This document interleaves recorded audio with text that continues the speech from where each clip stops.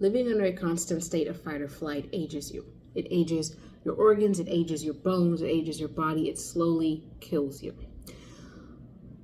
There's a reason why Black Americans, especially those who live in impoverished, low-income, and high-risk neighborhoods. By high risk, I mean neighborhoods that are prone to violence, gun violence, drug abuse.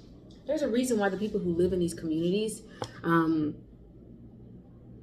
tend to be sick a lot. Sick from things like high cortisol levels, high stress, high anxiety. Even if they don't know it, often they don't know it. And they tend to be tired, so much so that they really don't work. I think there's a reason why those who live in these communities are lazy, because they are physically exhausted, because they are aging slowly, because they are living in a constant state of fight or flight. What puts one into a constant state of fight or flight? First of all, being in a constant state of fight or flight is not good for you, because you are not supposed to experience prolonged exposure to fight or flight syndrome. Fight or flight is supposed to be very temporary. It's supposed to be something that happens in the moment, and you need it to kick in to help you survive a situation or what have you. You're not supposed to stay in it for a prolonged period of time. It comes on when you need to exert a lot of energy, a lot of your physical power, in the hopes that you won't need it for long. So when you're in a state of fight or flight for a long period of time, it's going to age you. It's going to age you slowly. The people who live in these communities who suffer from exposure to violence, and not just direct physical violence, but the threat of imposing violence. I like to call this ambient violence. It's this idea that violence could happen at any moment. You step outside of your house and violence could happen. You can get robbed, you can get beaten, you can get attacked, somebody can hold you at gunpoint. These types of very dangerous, high-risk communities where at any point in time, violence can happen to you. That is ambient violence to me. It's always just there. It's always there. Even when you're in your house relaxing, you're taking a load off, the threat of it happening is always hanging over your head. You're never truly really safe, so you can never truly really come out of fight or flight syndrome. You're always in it.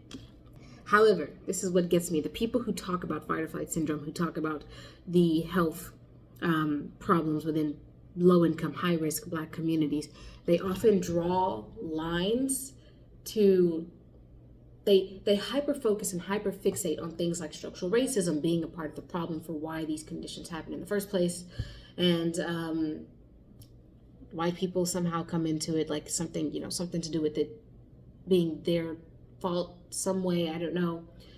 They lose me with that, because the people who live in these communities who experience ambient violence, as I've described it to you,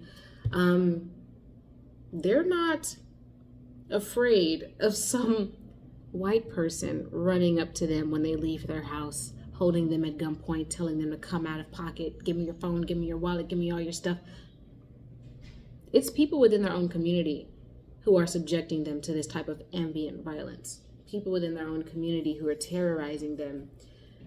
I don't think that it's constructive to constantly look to these outside sources and these outside entities for being reasons why these things are happening. I think a proper solution will come from actually considering what is the direct cause. The direct cause is your neighbors in your community are terrorizing you. The reason why Black Americans experience this level of fear, fight or flight syndrome constantly, the fear, they're being terrorized by other Black people in their communities.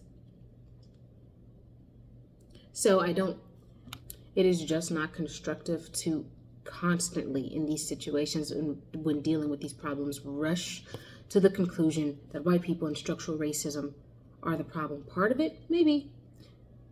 But look directly within these communities. Who is causing the problem? How can that be addressed within the community? That is step number one. It's probably best practice to remove those who are perpetuating the violence most away from the community, away from those who they perpetuated against. So women and children are most likely to be victimized by gun violence, by domestic violence, sexual violence. Obviously, they would be the most affected.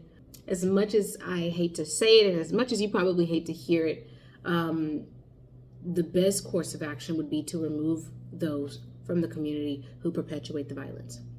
You can't stop the violence from happening within the community unless you remove those who perpetuate it the most. That's just the fact of the matter. I know how that sounds, but they have to go. They can't stay there and continue to terrorize their communities. Obviously, that is not a solution.